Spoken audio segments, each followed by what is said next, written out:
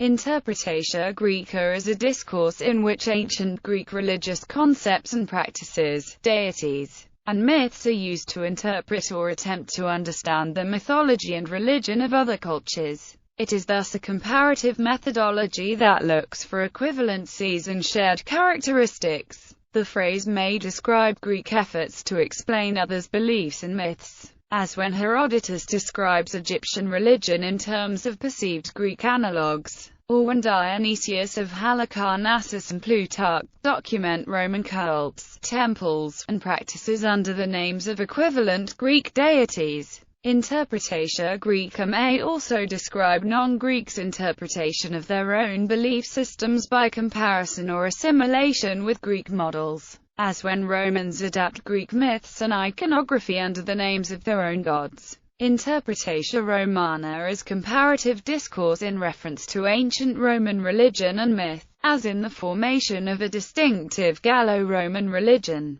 Both the Romans and the Gauls reinterpreted Gallic religious traditions in relation to Roman models, particularly imperial cult. Jan Assmann considers the polytheistic approach to internationalizing gods as a form of intercultural translation. The great achievement of polytheism is the articulation of a common semantic universe. The meaning of a deity is his or her specific character as it unfolded in myths, hymns, rites, and so on. This character makes a deity comparable to other deities with similar traits. The similarity of gods makes their names mutually translatable. The practice of translating the names of the gods created a concept of similarity and produced the idea or conviction that the gods are international. Pliny the Elder expressed the translatability of deities as different names to different peoples. This capacity made possible the religious syncretism of the Hellenistic era and the pre-Christian Roman Empire. Examples: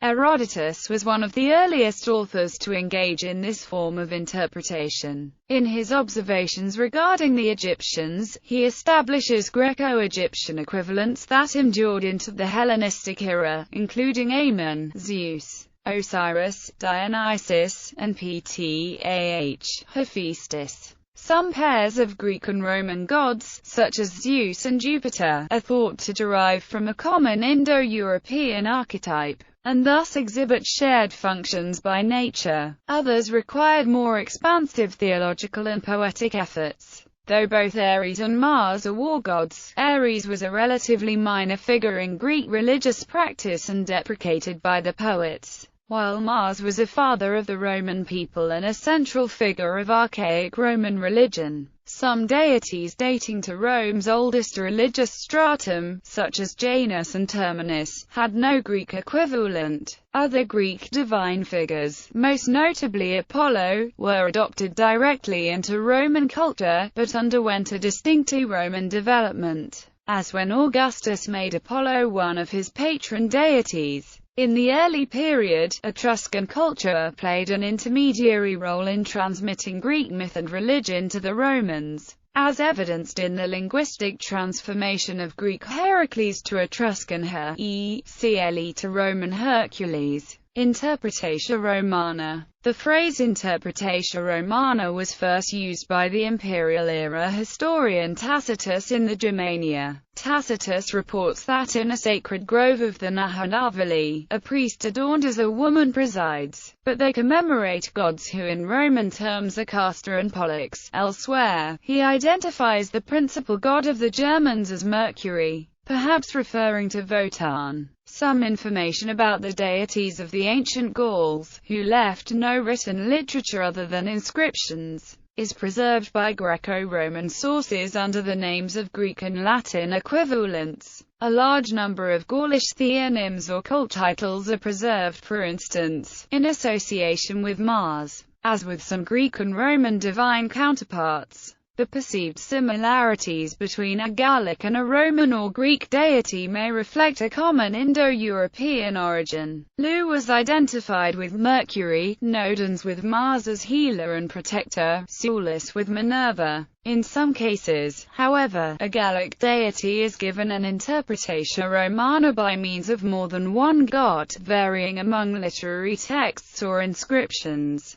Since the religions of the Greco-Roman world were not dogmatic, and polytheism lent itself to multiplicity, the concept of deity was often expansive, permitting multiple and even contradictory functions within a single divinity, and overlapping powers and functions among the diverse figures of each pantheon. These tendencies extended to cross-cultural identifications. In the Eastern Empire, the Anatolian storm god with his double-headed axe became Jupiter Dolichius, a favorite cult figure among soldiers. Roman scholars such as Varro interpreted the monotheistic god of the Jews into Roman terms as Caelus or Jupiter Optimus Maximus. Some Greco-Roman authors seem to have understood the Jewish invocation of Yahweh Sabaoth as Sabaotheus. Interpretatio Germanica. Interpretatio Germanica is the practice by the Germanic peoples of identifying Roman gods with the names of Germanic deities. According to Rudolf Simek, this occurred around the 1st century of the Christian era, when both cultures came into closer contact. Some evidence for Interpretatio Germanica exists in the Germanic translations of the Roman names for the days of the week. Sunday, the day of sun, the sun, was earlier the day of Sol Invictus, the sun. Monday, the day of Mino, the moon, was earlier the day of Luna, the moon. Tuesday, the day of Tawaz, was earlier the day of Mars, god of war. Wednesday, the day of Wodanus, was earlier the day of Mercury, god of travelers and eloquence.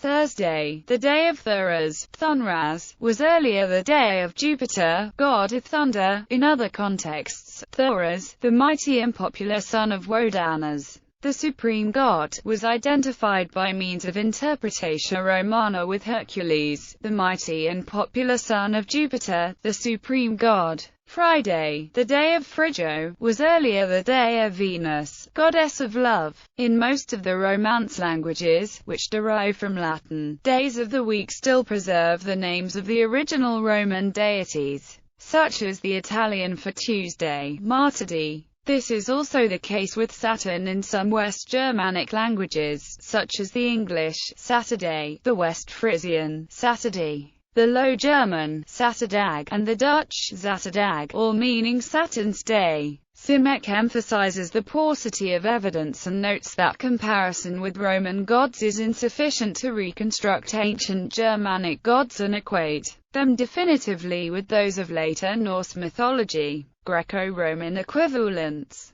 The following is a list of Greek, Roman, Etruscan, and Egyptian equivalents, based on usage among the ancients themselves, supported by the analyses of modern scholars. Equivalent should not be taken to mean the same god. For instance, when the myths or even cult practices of a particular Roman deity were influenced by the Greek or Etruscan tradition, the deity may have had an independent origin and a tradition that is culturally distinctive. In art, examples of deities depicted in syncretic compositions by means of Interpretatio Graeca or Romana. Jupiter Ammon, syncretized figure from the eastern provinces, perhaps a genius. Isis holding Sistrum and Oinoko. Isis, Serapis, the child Harpocrates and Dionysos. Worshipper before Zeus Serapis Ormuzd.